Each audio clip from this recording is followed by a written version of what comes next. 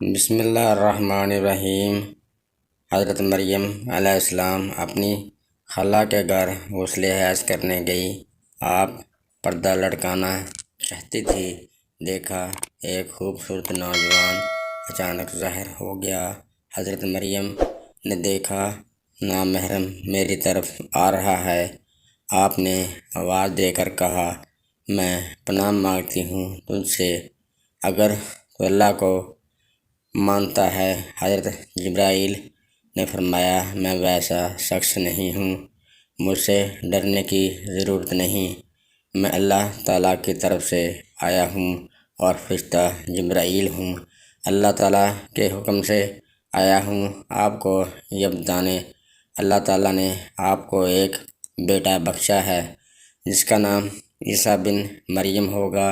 حضرت مریم نے فرمایا، میں ابھی کنواری ہوں، میں لوگوں کو کیا جواب دوں گی، اور آج تک مجھے کسی بشر نے ہاتھ تک نہیں لگایا۔ حضرت جبرائیل علیہ السلام نے فرمایا، جو اللہ تعالیٰ نے تمہیں بیٹا عطا فرمایا ہے وہ پرہیزگار اور اللہ کا برگزیدہ بندہ ہوگا، اور اس دنیا میں اور آخرت میں بڑے رتبے والا ہوگا، اور اللہ تعالیٰ کے نزدیک ہوگا۔ اور اللہ تعالیٰ نے یہ بھی فرمایا ہے، تیرے لیے بغیر باپ کے بیٹا دینا بہت آسان ہے۔ قرآن پاک میں ترجمہ ہے، بس اللہ تعالیٰ کہتا ہے، جس بات کا میں ارادہ کر لوں کہتا ہوں ہو جا، بس وہ ہو جاتا ہے۔ اسی وقت حضرت مریم کو بشارت دی گئی، آپ کا یہ بیٹا نبی ہوگا، بڑے معجزوں والا ہوگا، بنی اسرائیل میں تورات و انجیل کا عالم ہوگا۔ ان تمام بشارتوں کے بعد حضرت جبرائیل علیہ السلام نے حضرت مریم کے سینے میں بیٹے کی روح مبارک پھونک دی، جس سے بالفور حضرت مریم کو حمل ٹھہر گیا۔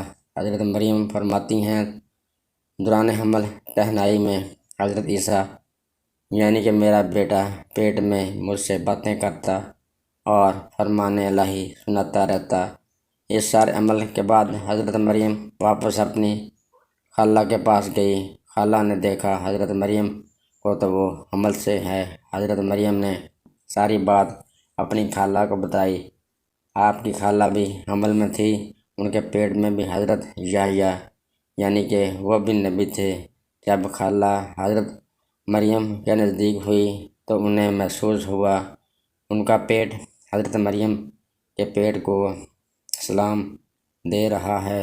یوسف نجار جو بیت المقدس میں عبادت کرتا رہتا، کبھی کبھار حضرت مریم کی خالہ کے گھر سلام کے لیے آتا تھا۔ یوسف نجار نے جب حضرت مریم کو دیکھا تو حیران رہ گیا، کیونکہ حضرت مریم کو تو حمل تھا۔ حضرت مریم نے تمام واقعات یوسف نجار کو بتا دیے۔ جب ولادت کا وقت قریب آیا، حضرت مریم کو بشارت ہوئی، اس شہر سے دور چلی جاؤ۔ حضرت مریم یوسف نجار کے ساتھ بیت المقدس پہنچنے تک آپ کی ولادت کے درد سے نڈھال ہو گئی تھیں، اور بیت اللہ میں ایک پرانا مکان تھا جس کے اندر کھجور کا درخت تھا۔ آپ نے اپنی پشت کھجور کے ساتھ لگائی، وہاں پر حضرت عیسیٰ علیہ السلام بغیر تکلیف کے پیدا ہوئے۔ حضرت عیسیٰ علیہ السلام کے ننھے پاؤں زمین پر پڑے تو وہیں سے پانی کا چشمہ جاری ہوا۔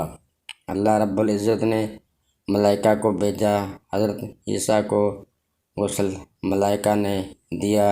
حضرت مریم 40 دن وہاں رہیں، پھر آپ کو بشارت ہوئی، اب تم اپنے گھر چلی جاؤ، کیونکہ آپ کی سب تکلیفیں ختم ہو گئی ہیں۔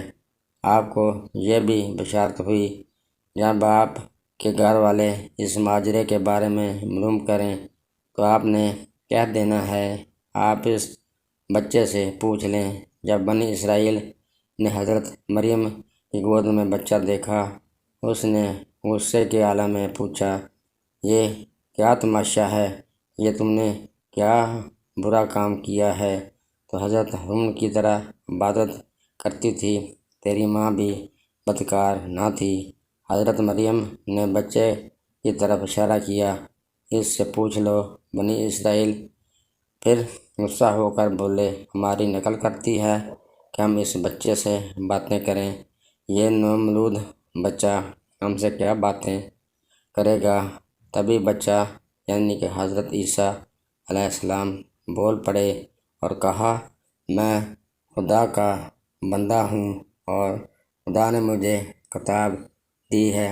جب بنی اسرائیل نے یہ معجزہ دیکھا، بچہ بول رہا ہے، تو ان کی زبان بند ہو گئی۔ پھر حضرت مریم اپنے بچے کو لے کر پوری قوم کے سامنے آ گئی۔ قوم نے پوچھا، یہ تم نے بہت برا کام کیا۔ پھر آپ نے بچے کی طرف اشارہ کیا۔ پوری قوم نے کہا، یہ بچہ ہے، کیسے بولے گا؟ تو بچہ بول پڑا، میں اللہ رب العزت کا بندہ ہوں۔ اللہ نے مجھے کتاب دی ہے اور رب العزت نے مجھے نبی بنایا ہے، مگر میری پیدائش معجزانہ طور پر ہوئی ہے، لیکن میں اللہ کا بندہ ہوں اور نبی ہوں۔